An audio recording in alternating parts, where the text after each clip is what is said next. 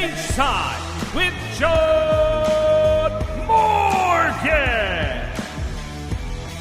And welcome everybody to another episode of Cageside with John Morgan. I'm your host, Eric McMahon. Little dead time in mainstream MMA. A lot of things though are happening. Conor McGregor got his fight booked. We didn't mention it last week because we were so busy talking about 300. We'll dive into that a little bit today. Jamahal Hill right back on that horse. Good for him. Big Knuckle Mania. If you guys have listened to us, we have always talked about bare knuckle fighting. We are going to do that a little bit more today as well. And your boy, Luke Rockhold, gets a much needed win in Dubai this past weekend.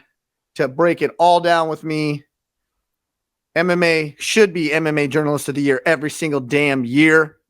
The fix is in. John Morgan, what's up, buddy? What's going on, man? Yeah, it's like you said, it was kind of a rare off week for the UFC, but I feel like we kind of needed it. You know what I mean? It allowed us all to really decompress from UFC 300 and break it all down and just take it in and process it. We finally got to ask the question, like, is Justin Gaethje okay? And then we got the answer to the question. Yes, he is okay. I mean, we needed that weekend.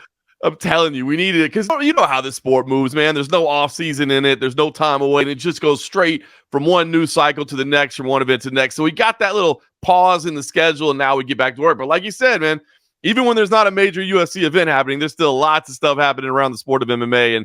And this was no different. But we got our little weekend break, and now we get right back on the horse. All right. UFC 302, June 29th, T-Mobile Arena, Las Vegas, Nevada. The notorious back in action. Conor McGregor, 22-6 versus Michael Chandler. Love him or hate him, Michael Chandler, right? 23-8. I love, like, listen, I love this matchup for so many reasons, okay? It seems like these guys are tailor-made for each other. Am I the only one that sees that? A lot of people are like, oh, Chandler, he gets hit. He doesn't have the biggest chin. We could say that about Conor McGregor now after Dustin Poirier. I don't think either of them are viable talking points. But it seems like, listen, Conor, if you want a wrestler who's probably not going to utilize his wrestling and stand in front of you and throw big shots, look no further to this guy right over here named Michael Chandler, who may have like some of the fastest fast twitch we've ever seen. And that's where Michael Chandler's like me, like, hey, if you got Conor, popping in front of me, like, I'm going to be able to get off. So I think they're tailor-made for each other. 100%. They're tailor-made for an exciting fight, right? You know, when the whole rivalry was building up with Khabib Nurmagomedov, obviously that thing got very deep and it got dark in a lot of ways, but the rivalry was intense. And so you wanted to see the fight because of the rivalry between them. But the stylistic style of it, I think all of us thought, well, yeah, but Khabib's going to wrestle him, and that's, it's going to be effective, but that's not really what we want to see. I mean, Conor McGregor, biggest star in the history of the sport. We want to see him going out there and using that little in and out style and, ducking and weaving and throwing those crazy shots from everywhere and loading up the big left hand. And Michael Chandler is an amazing wrestler, right? I mean, obviously a D1 level wrestler, has the ability to do it if he wants to, but he knows what the fans want to see, right? He knows that fans want to see a war as well. And so stylistically on paper, this fight looks incredible. And I was thinking about it today, man. The thing about it is, and I always say it, but I'll say it with this one too. I love when I look at a fight and I'm not really sure what could happen, right? All I know is that these two guys are going to absolutely go at it. They're going to have a war. The build-up ahead of it's going to be fun, right? Because Conor McGregor is one of the greatest to ever do it on a microphone. Meanwhile, Michael Chandler, he's pretty confident with a mic in his hand as well. So they're going to have some fun build-up to it. But when they go in there, they're going to go to battle. And then the question becomes, who's the man that's left standing? And you could really see it going either way. I mean, Conor McGregor obviously has the ability to finish anyone, but he's been out of the game for a long time. Can you keep your reflexes? Can you keep your skills when you're on the sidelines, when you're out filming movies, when you're out driving the yacht around, when you're out, hanging out at the Black Forge? Does he still have many start-stops on the way to this? 100%. So there's so many lingering question marks. So I'm happy. I'll be honest, I was getting a little annoyed with Conor McGregor just because it was like, well, when is this fight going to happen? He's teasing it. Is he ever going to get stepped back in there? But now that we got an announcement Now that it's on paper, now I feel you can really talk about it, because I think it's a little premature to talk about it when he's not even back in the game yet. Now I feel like he's back in the game, and I'm excited about it. And I think you hit the nail on the head. Stylistically, these two dudes were made for each other, and it is going to be a banger. At 170, welterweight, which neither of them fight at welterweight, right? So it's like, hey, let's take this pot. Let's put Conor in here. Let's put Michael Chandler. Fireworks just with them two. Oh, let's add. Don't cut weight. Come in as big as you want, full belly, and don't worry about doing that at all through training camp. Just get set to throw bombs when you're. Let's take everything off the table except the bombs that you guys can throw at each other. I love it. I love the fact that it's at welterweight. It's interesting too, because I don't think these two guys are both at a part in their career where, Conor McGregor for sure can call shots, right? If he wants to fight, if he wins this fight and says, I want to fight for a lightweight title, Dana and Hunter at the UFC office, sir, just give us the date. We'll line that up for you. We know the type of Brinks trucks you're backing up with you when you step up in here. So don't worry about what the public says. We'll find a way to pretend that it makes sense right now. You know what I mean? So I don't think weight classes matter. I know a lot of times, Dana White talks about he doesn't like catch weight fights. He doesn't like guys fighting out of their weight classes because it does kind of screw up the rankings and the divisions. And, how do you justify that? But these two guys are different. These are those guys that you can put them in there with anybody. Conor McGregor especially, but Michael Chandler is just as exciting, man. Whatever fight he's going to be in is going to be fun. So I love it. Let's not have any excuses. Let's not have any bad weight cuts made this an issue, whatever the case may be. Look, Conor, we've seen Conor, he's looking a little beefy in Roadhouse. You know what I mean? I don't know if lightweight is ever again in his future, but hey, let's not mar anything right now. I don't think that was creative camera angles too. I think the boy is thick. He's still lifting the weights every now and then. So yeah, he's gotten bigger now. He'll probably still have to trim a little bit down to get to 170, but it's muscle. You know what I'm saying? It does look good. It's not as if he's just let himself completely go and you're like, this dude's not even in fighting shape anymore. But it does beg the question in that much time off. Man, can you come back and be as sharp? Because that's what made Conor McGregor so good, right? It's not that just he had some kind of God-given power that nobody is. Timing beats speed, precision beats power. Exactly, and those are the two things you would be concerned with a little bit because he hasn't been as sharp. So that's why I get this. I mean, when I think of this fight in my head, can I see Conor McGregor going out there and starching him in the first round? I absolutely can. But can I see him also not being quite as precise, not being quite as accurate as he was before, and not having the timing that we always talk about when guys take extended amounts of time off, and Michael Chandler being right in his face and pressuring him and getting to him early? I can see that happening too. So that's why I love this fight. The question marks around it, the intrigue, man, the tension that's going to be in the cage when those guys are in there. And now that we got a date, I feel like it's okay to get excited. I couldn't get excited until now. Now I'm ready to go.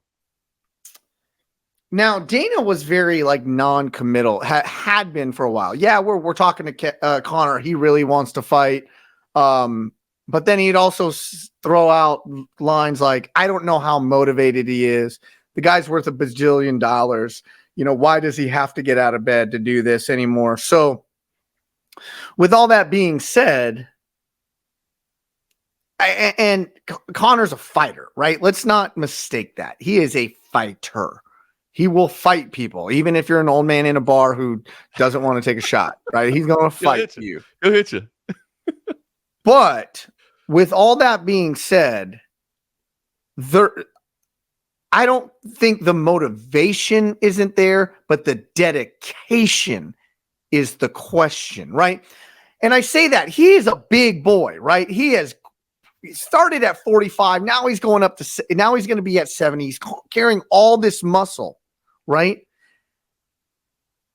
How dedicated are you to shed a lot of that? Because what made Conor great, that fluidity that he had, is that going to translate with all this muscle mass? Like 170 to me, I'm pretty sure it's Conor calling that shot at 170, right? Yep. Because 170 says to me, I don't want to get down to 55, where I might best be suited, though.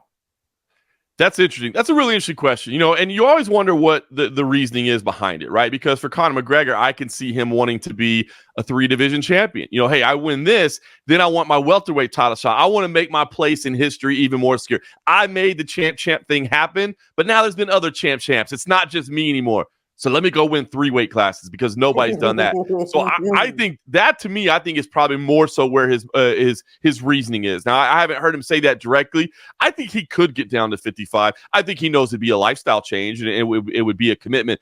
But he's shown that. I mean, you know it. I mean, he to be at the highest level, 45. Oh my gosh, those weight cuts were crazy in the beginning. A lot of people used to say, he's a lightweight that just has the ability to cut down to 45, but he really probably shouldn't be there. And some of those last weight cuts looked a little rough. And I kind of think that was a great way to explain it. I think it's not so much the fact that he doesn't want to get down to 55. I think he's looking at the historical side of things because the guy has insane amounts of dedication, I mean, the man's willpower. I mean, what that man has envisioned and kind of willed into existence in his career and what he's created and crafted for himself, it's unbelievable. And he was performing at an incredibly high level. I always say I don't necessarily put Conor McGregor up there with the greatest of all time conversation, but only because he didn't really get in there and defend the title. When he was at the height, the night that he beat Eddie Alvarez, my goodness, I mean, that was phenomenal, right? But then he takes time off and he goes and boxes Floyd Mayweather and didn't defend titles. And so we never got to see all that. But that's the only reason I don't put him in those conversations. As far as the skills that he has and the abilities that he has, absolutely one of the greatest to ever do it. So I think he could get down to 55. I just got a sneaking suspicion he wants to get a win at 170, so then he can come say, hey, I want a welterweight title shot now, and there'd be logic behind it. And the reason for me bringing it up is, like, when I see Conor McGregor fight, I want to see Conor freaking McGregor fight, right? And the only thing that worries me, and I'm probably thinking way too much about this, right, is the bulk it poses issues for people, right? And it poses, whether this happens or not, it's a plausible scenario with the speed that Michael Chandler is going to be operating with. How's that all that extra mass going to affect Conor trying to keep up with that over the say of either way, it ain't going 5 rounds. I'm check mark that right now, right? But that he could get a little gassed carrying along that. And I want to see Conor McGregor. I really do wish it was at 55 with all that. That's interesting. You're right about that. That is a very valid. I think the two things you hit on are, is he still the same fighter at 70, carrying that extra muscle mass? Because so much of it, you're probably like me. You don't want to get too swole because you're just trying to keep the flexibility around. You know what I mean? You have to dial it back sometimes. I don't want the other dads at the T-ball field to feel bad about this. You get it. You got to keep the guns. You got to look down a little bit. T-ball, he is ripping it, but we'll get into that later. Let's go. I love to hear it. But it's a valid concern. Is he the same guy? Because, again, when you think about Conor McGregor, you don't necessarily think about overwhelming power. Not that it doesn't knock people out. He does. But, again, it was that precision, right? That pull counter that he would throw and the angles that he would come from in the movement. So can he do that at 70? And I'm with you. I don't think this thing's going the distance. But the longer it goes, obviously you think about when guys are carrying more muscle mass, they're burning through their cardio faster, right? They're burning through it. It takes more oxygen to feed the muscles. We get that, and you get tired quicker. So I kind of don't necessarily see this thing going long enough that either guy's gas tank is a question mark. I think this is going to be some fast explosions off the top, but it does remain to be seen. Is he the same guy at 70? And again, is he the same guy off the layoffs? That's why this is intriguing. I mean, it's going to be fun. If you're new to the sport and haven't experienced a Conor McGregor fight week, it is unlike anything else in the sport. I mean, the attention that man brings to a fight is unparalleled. It's unmatched. Nobody does it the same. It's so much fun. But what's going to happen once he gets in there? And that's what's going to be so interesting about this. And look, what Conor McGregor has achieved is incredible. He's got an amazing level of willpower, of commitment, of dedication. But what Dana White says is true. I mean, when you do have multiple tens of millions in the bank, and you're halfway through training camp and you're a little nicked up and a little sore that day, it's like, well, you know what? I don't think I'm going to go in today. And does he have anybody that'll be in his ear? They'll say, no, get your ass up and get into the gym. When you're on your way up, sometimes you got somebody in there that's kind of your mentor. Now I think he's the one kind of calling the shots. And again, I'm not saying it's going to be an issue, but it's a heck of a valid question, right? It's natural. Once you're at the top, it's hard to stay at the top, is who's going to be pushing. So I love this fight. Intriguing, and it's going to be big, and it's going to be in Las Vegas. I love it. The fight capital of the world for a reason. That is going to be great. Do you think Michael Chandler, and I say this with great affection, not diminishing, do you think he can check his ego for a little bit and go back to his wrestling roots? Or will check his ego and go back to his wrestling roots? Because like an alpha male like him, he's like, dude, like there'd be no greater trophy to put on his mantle, aside maybe a UFC championship. Outside of that, to be like, I knocked out Conor McGregor. But we both know that's probably not the best path to victory for him. He was a D1 wrestler. He was a D1 wrestler at a very, pristine D1 wrestling school. He's got them chops in spades. Does he look at this and say, this is a career-defining moment, I'm going to stand and slug and bang? Or do you think he can, I say this with great affection, check the ego? I think he can check the ego. Michael Chandler is such an interesting person, man. Well-spoken dude. I mean, humble, respectful. I mean, just everything you want. I mean, great family man. Great oh my family God. man. An incredible representative of the sport. So I think he can check the ego. The thing is, but I don't think he will. Because I think honestly, more than anything, more than being remembered for a guy that beat Conor McGregor. Now, maybe it would be different if Conor was undefeated at this point, you know what I mean? And nobody had done it yet, but he has been beaten. And so I don't think, more so than beating Conor McGregor, I think he wants to be remembered as a guy that went out there and like, oh my God, look, go out there and have that Max Holloway, Justin Gaethje moment where you just put your hands on your head and you're like, I can't believe these dudes went and did it. Even if that means he gets clipped. He always says, look, Michael Chandler, I'm not here for a long time. I'm here for a good time, right? He just wants to come in, put on a show. He knows that's what fans want to see. He knows that's what, is going to get him paid. He knows that's what got him this opportunity. So could he do it? Yes, he could. Will he have people around him that will suggest to him that it would probably be the path of least resistance for him to victory? Yeah, I think they will. I think people will tell him that. I don't expect them to listen to him one bit. I think Michael Chandler is going to go out there and throw down and just put on a show, man. Win or lose, succeed or fail. I think he's throwing down in the center of the octagon. And Michael Chandler is not immune from gassing out in fights because of how fast and how fast he moves. And let's be honest, for a guy that's as compact as he's carrying a lot of mass too. Yes, he is. He's 70 for him too. It's going to be some of those same question marks. I think he's just not going to have to cut basically, but I don't see him trying to pack on anything else for a 70 fight. But yeah, it's great question marks. That's why all the entertainment stuff is exciting. But when you really go to break this down, I mean, right now, to me, it's damn near a coin flip in my head. As we get a little bit closer, and I'm thinking about a little bit more, and go back and watch a little more tape. But in my head, I mean, I just feels like two bulls are going to collide in the center, and one of them's going to drop, and we'll find out who. 5 years ago, you say Conor's going to catch him. Conor's going to catch him coming in. I don't know if that's the case anymore, and that's the question. And take my money because I'm paying to see it. 100%. That's why this has got you. It's the perfect matchup. As you said, custom made for each other, and just it's the right time for it. It's the right matchup. It's the right foil for an enemy. They're going to be talking going in. They're going to have some fun. I love this fight. I'm excited for it.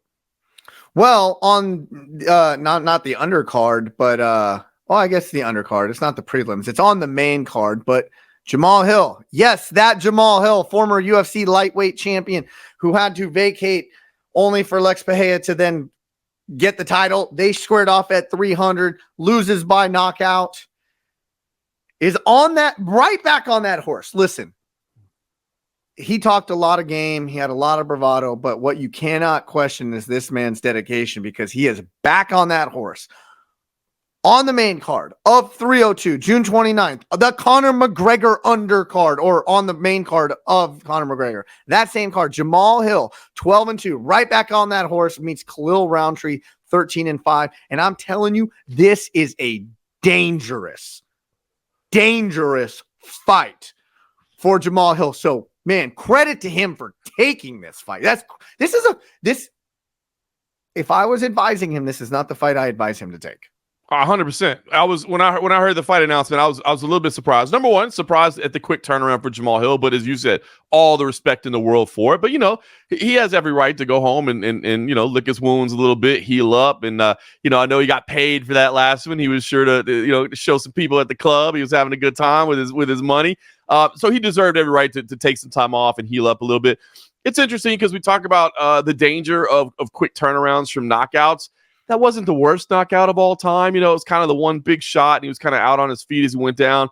But Khalil Rountree is not a man to be played with. The man is insanely powerful. I mean, just an absolute brick house of a human being that can put your lights out in a heartbeat. I had the opportunity to see him coming up from the amateur ranks, actually fighting in Tough Enough here in Las Vegas. And so it's so cool for me to see guys like that I saw him in the very beginning and now see them at the highest level. He's gone on this win streak. He kind of had some setbacks, but he's gone on this 5-fight win streak where he has just shown to be as dangerous thing. And now this is a real breakout opportunity, to be facing a former champion like Jamahal Hill. So, man, I love this matchup from a fan perspective of like, oh, let's dig in, baby. Let's go. Right. We're going to see some fun here. I love it. I love it for Khalil Rountree because here's a guy that is getting this big opportunity. But I'm with you on Jamahal Hill. I don't love it. If I was advising me, this is not the fight I would take either. But it just goes to show you the type of man Jamahal Hill is. He's like, look, I'm not asking for anything easy. I'm not asking for any handouts or a build me back type of fight. I want to go out there with somebody that I know is going to bang. And this is somebody that's absolutely going to stand and bang with him. Yeah, it's like I got knocked out last night, but I don't give a F. Line me up again, right? Let's go. Dude, Khalil Rountree, if we go back and we look at his fights, I'm actually going to pull it up right now just so we can rattle off his last, let's call it, 5 fights, right? Anthony Smith, knockout. Chris Dukakis, knockout, right? Then he had Carl Robinson, a TKO, body kick and punches, knockout.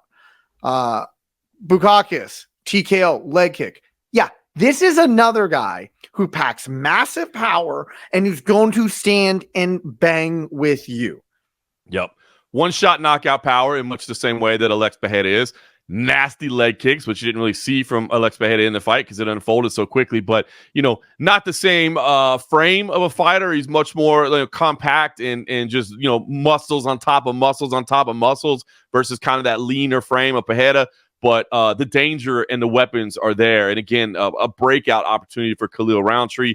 You went through the win streak, 4 knockouts in there. I mean, just an absolute wrecking machine. There's some bonuses along the way. An intriguing character as a person as well, man. Just, talking about his values and what he's been through in life. And, man, this is his opportunity.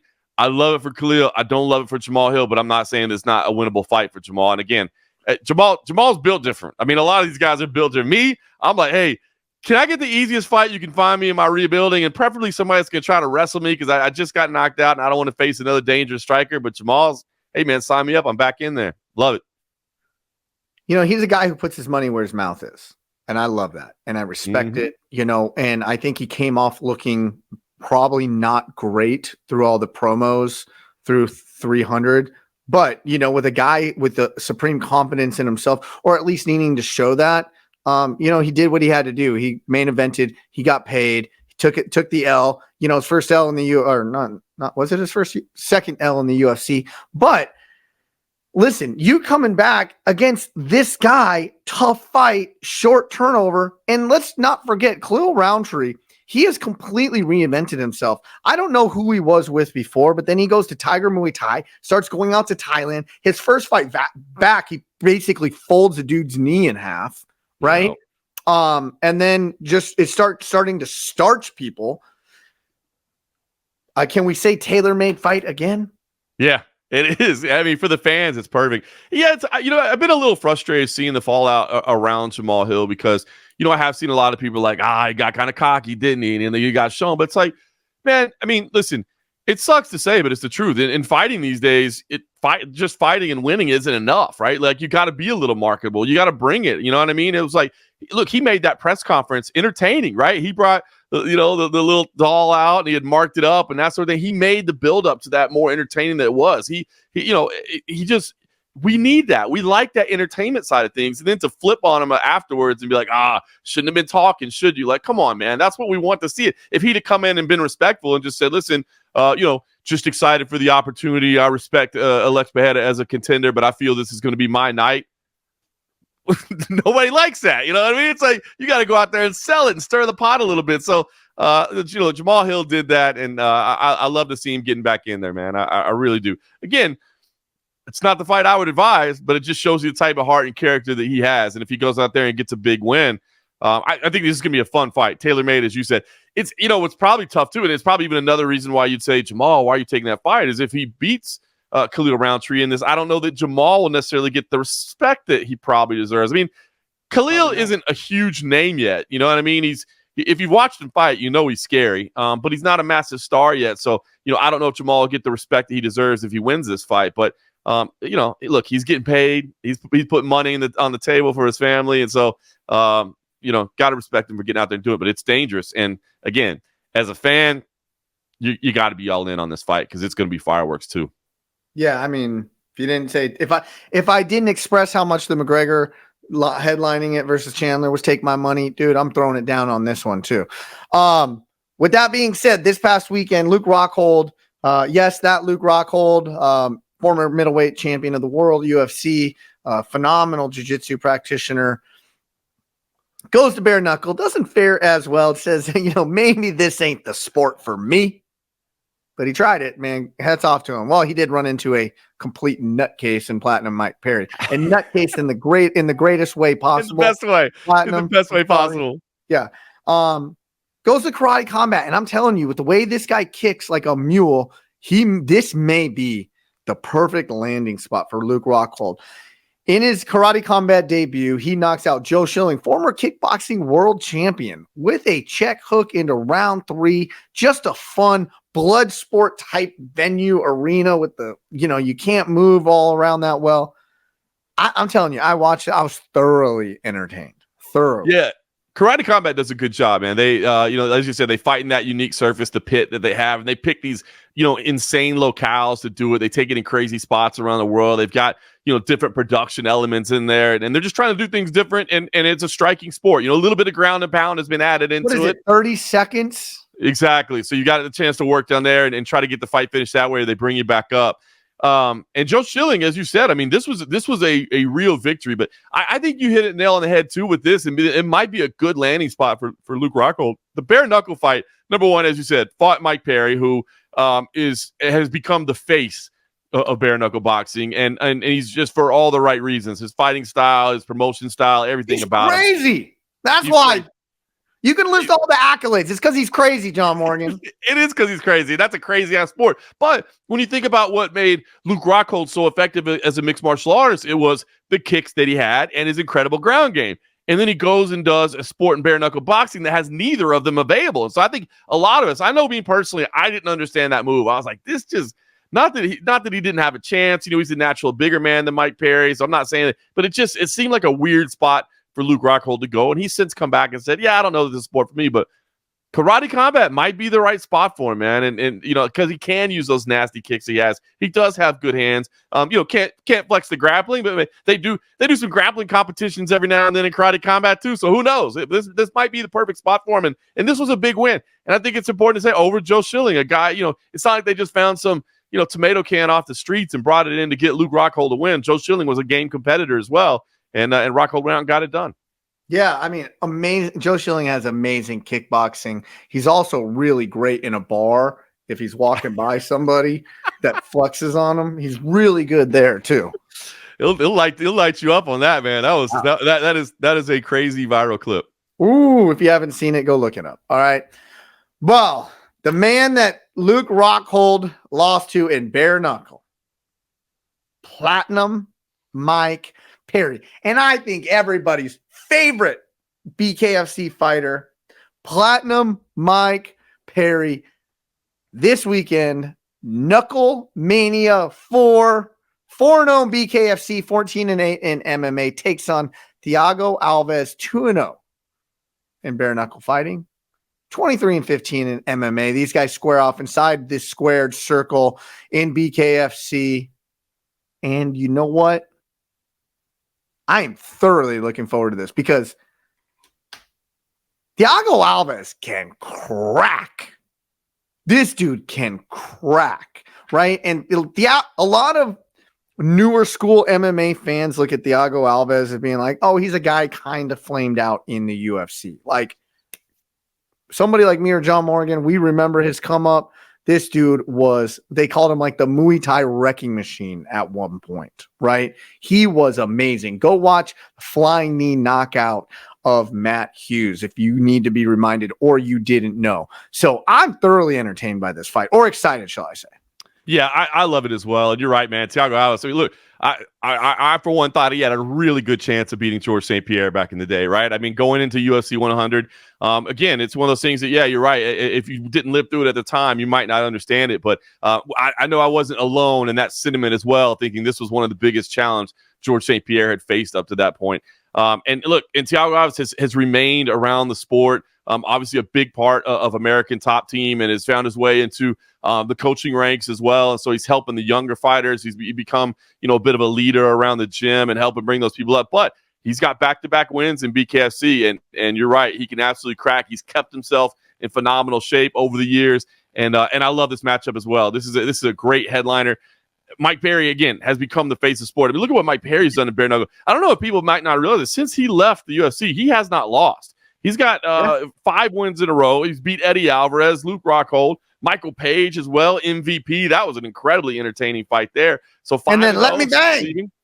Let me bang, Julian Lane. I mean, he did that. He had the weird one in the triad combat, a little triangle Dorito chip ring that they had. They had that. So he's looked good. And I mean, and it just, man, BKFC, the way they promote and the way they allow the fighters to kind of do what they want to do, you've really gotten to see, there's no uniform policy there, right? And then Mike Perry gets to be Mike Perry. This is a great fight, and it's a great fight on top of a pay-per-view that has a couple of matchups on there that are really, really intriguing. So, this is BKFC KnuckleMania. It's kind of, as you being a WWE guy, a WrestleMania guy, obviously kind of a play on that. It's the same thing. When they do KnuckleMania, it's their big show. They're loading up the card, and they've got a heck of a main event with Mike Perry and Thiago Alves. And we'll get further down the card here in a second, but I do want to go to, listen, I texted you this last night. I said Thiago Alves could be one of the biggest what ifs in UFC history, right? And I don't know if I'm remembering this correctly or not. Was there a knee injury somewhere in there? Mm-hmm. There was. Yep. Okay, so this guy looked like he was the second coming. And if you watch him, I've met him on a couple of occasions, and you stand next to him, he's so physically impressive, right? His fighting speed, he's got the chops, more of a striker, but he does have a lot of ground skills as well. But it looked like he was poised to be the next guy, and then just kind of fell off. And I really look at I don't know why. And aside that, I think there was a knee injury in there that just derailed his career, because he was slowly becoming, outside of GSP, that next wave of a next face of the UFC. And it just didn't materialize. Yeah, I think the knee injury definitely hurts things. I think he was dealing with some other issues along the way, some medical issues that he kind of fought through and dealt with that. And I think it did kind of hamper his career. And it shows you why it's so hard to be successful at the highest level. You put your body through so much. With the grind, it's not even the fight, right? It's the training, it's the getting ready for it. Which, by the way, a lot of the guys that have made the transition over to BKFC have told me that the training is so much easier because now they're just working on their striking and obviously their cardio to be in shape. Mm-hmm. But it's not those grinding grappling rounds and those things that really wear your back out and your knees and your wrestling, all that stuff. So this fits his style, because he said it was the Muay Thai that really was his primary weapon, and now he's focusing on that. So, but you're right, man. This guy was a superstar. Hey, look, he's on the poster for UFC 100, man. His place is secure in history. I think he's a name that you're right. If you're not an old school fan, maybe you don't have as much respect for, but I know you and I definitely do. If you were around during that time, man, he's still a guy that you have an affinity for watching fighting. And again, the the man that he's become at American Top Team, just the role model, the leader that he's become is awesome. And to see him get in there and what should be an incredibly competitive fight. And he's got that old school mentality, like he's going to go scrap. Thiago Alves, it's not going to be like, hey, I'm going to go in there and use my elusive footwork to move around and make you miss. It's like, nah, bang the gloves together because we're going toe-to-toe. We're going to see what happens. We're going to throw down and see who falls first. So this should be a really, really fun fight this Saturday night. The common denominator between these two guys is Julian Lang, and like, what is this guy? He's trying to book the most craziest fights for himself. The man just wants to bang. He'll go out there. I know. Respect, man. Respect Burger, Julian. He's got the toughest. Man, it's funny when you go back and look. I mean, looking at that Thiago Alves run, I was just remembering those days, man. You mentioned the Matt Hughes knockout. Obviously, that you can build a career off that in its own. But Josh Koscheck, there's a name that a lot of people, the new school fans, might not remember how good that guy was. He got the win over Josh Koscheck. Carl Parisian, another name that, man, I mean, old school dude that had a ton of skills there. Chris Lytle, I mean, now Chris Lytle's doing commentary for BKFC. So, I mean, just some big wins for him on the way to that loss to George St. Pierre, where, again, looking back at the dominance of George St. Pierre, people might not understand this was a fight that they're like, don't know about this one for George. He's going to go out there and this might be the one where it ends for him. And obviously George got the win that night, but big moment to see him back in there. Thiago Alves, a legend, man. He's a legend. Yeah, he definitely went on that run, man, that early UFC run. Lost pretty early, his third or fourth UFC fight to John Fitch, and then just went on a run. And it was an exciting time there. But back to BKFC, because a little bit further down the card, we have a couple more UFC vets. And like, listen. Okay, let's just first. Ben Rothwell versus I'm just spacing it now. Todd Duffee. Yep. Okay. Ben Rothwell. We don't need to talk about Ben Rothwell. Let's talk about Todd Duffee here for a second. Wow. You want to talk about a guy that people were staying to strike with? He is built like a tank, making his bare knuckle debut. Right now, 9-4 in mixed martial arts. The guy's never seen a decision. He does not have a submission to his record. In all his losses, he does not have a submission or decision loss on his record either.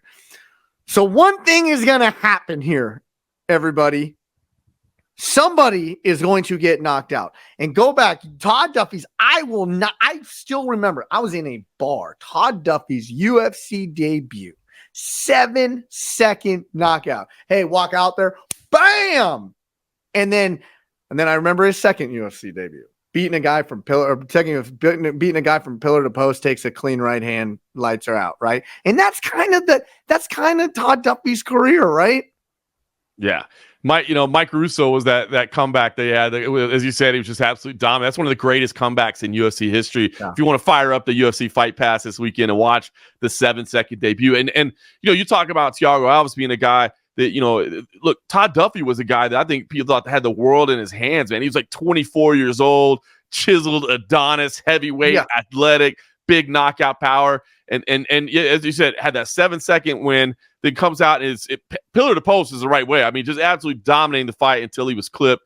And then, went on to fight outside of the UFC, fought Alistair Overeem, which is another absolute legend of the sport. I mean, the man has been exciting fights. He's somebody that's also had to deal with some injuries along the way. He's had some neck issues and some other issues along the way that have made it difficult for him to keep kind of the pace he wanted to. But a guy that I think after that debut, especially, I think people thought was the future of the UFC heavyweight division.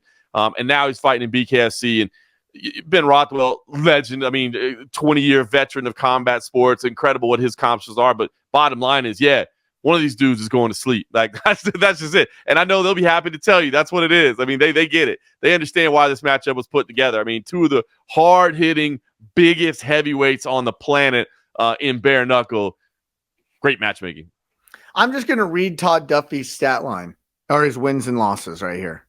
Okay, we'll start out one. TKO, TKO, TKO, KO, TKO, KO, KO, KO, TKO, TKO, KO, KO, TKO. And then just put win and loss in there somewhere. But that I just read it for you. That's his career. You want excitement? You got it. Saturday night, KnuckleMania 4.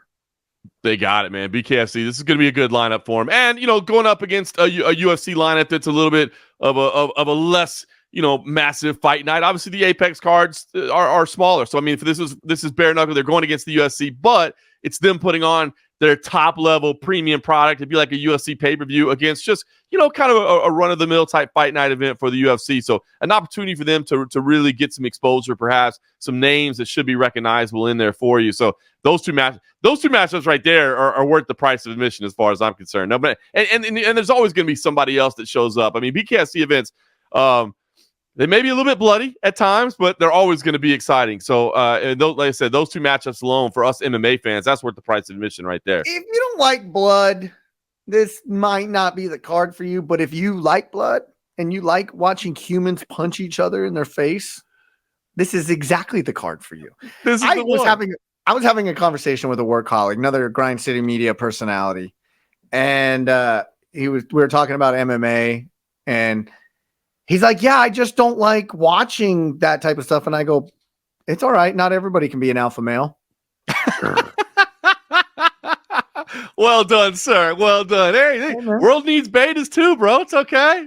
Don't worry. Yeah, he did not like that. But I just said, hey, call a spade, right? That's amazing. That's great. I love it. I get it. Look, man, it's something you have to understand. Well, I get it. I just get it'll never be for everybody, but I don't understand why. I think it's just the most, pure form of competition it's so there is. Primal. Yes, 100%. It's exactly what it is. It is the most pure form of competition there is. And, BKFC, it's more blood just because you've got that bare bone on skin and just it's lacerations, but it's not really anymore. There's not any more injuries happening or any more serious things. In fact, I mean, it's, the gloves can sometimes make it worse because you're able to get more repetitive shots done. So, listen, I'm here for it. I like it. It's different. It's a little bit different. If you've never watched BKFC, you have to be really careful in the way they throw. So it's aggressive. It's 2-minute rounds. So they can really push the pace and they go right at it, toe the line. They say they just bring them right up to each other, line them up, that's it. Knuckle up. They're already in the pocket as well. But they do have to be careful because the danger is if you break your hand, it's not like MMA. We're like, okay, well now my hand's broken. I'll kick and I'll knee and I'll elbow and I'll take this fight to the ground or whatever. No, that now you're just down a weapon and you only got 2 of them. So you have to be really, really careful with the way you throw because if you land, for instance, on the top of the head or something like that, you have a real chance of breaking a knuckle. So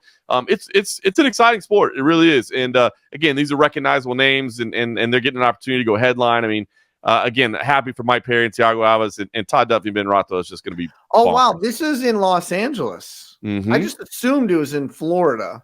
Right? They've done a lot of their biggest shows have been in Florida. Like they've done that Seminole Hard Rock a lot. I could have swore it wasn't sanctioned in California. Is that new or am I just dreaming that up? It is. Yeah, they have actually recently sanctioned it. So they've had it for a little bit though. Okay.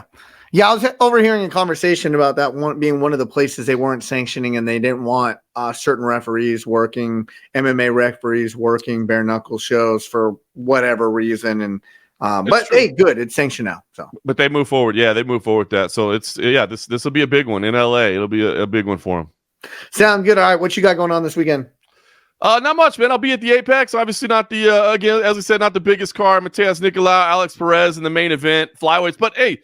Flyweight division is on display the next couple of weeks, right? I mean, big things happening there. So I'll be at the Apex. Other than that, just kind of hanging out, getting back in the groove. Like I said, we had the big UFC 300 that I feel like just drained everybody of energy and emotion, and now Yeah, I've got another T-ball game this weekend. Nice. I'm telling you, all-star in the making. This stuff is so fun. Like, okay, so I'm the assistant coach, right? I'm not the head coach because I learned my lesson after 4 and 5-year-old soccer. A friend asked me, he goes, hey, I'm thinking about coaching my son's soccer team. I know you did it with Ethan. Tell me about it. And I go, it was the worst experience of my life and I've had cancer. So just take that for what it is. Was it what? That's great.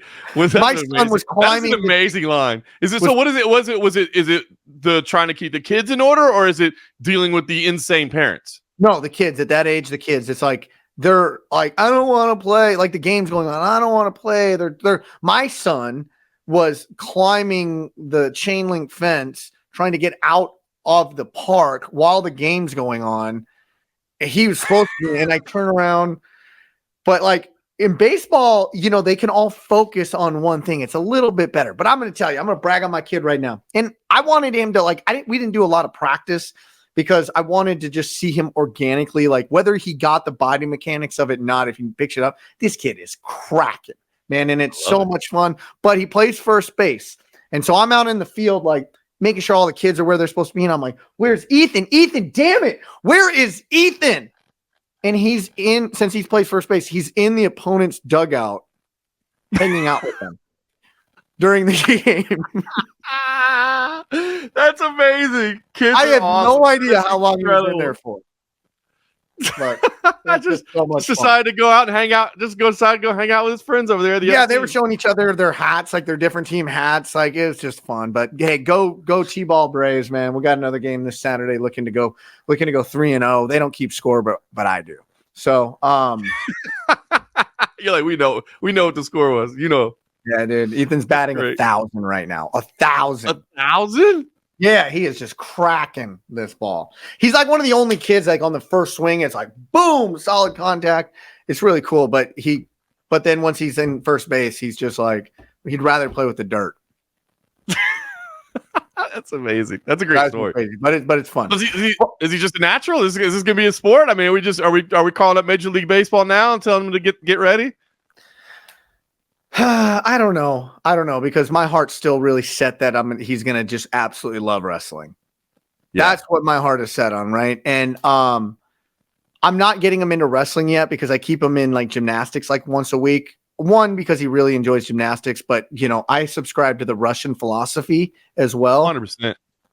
Look, I don't think people realize that. Hey, George St. Pierre was somebody that, did a ton of the gymnastics. And I think people at the time were like, what, gymnastics? But man, it is an incredible athletic base, man, to build your power, to build your strength, to build your dexterity.